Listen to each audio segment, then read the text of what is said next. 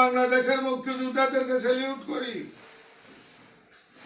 আমারে তো জুতার মালা দেনে গলায়, মুক্তিযুদ্ধের আদর্শের জুতার মালা দিছে।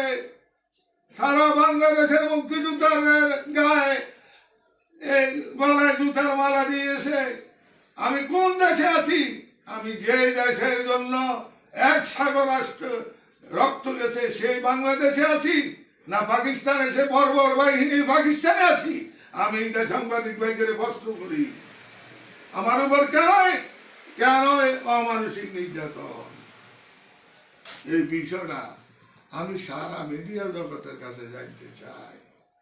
আমি বাজারে আসছি, আমার তো রোগগুলির কথা আপনাদের বললাম।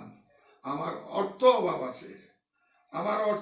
আছে, কারণ আমি বিভিন্ন মামলায় জর্জরিত হয়ে গেছি। তখন আমার কাছে কোনো ওষুধ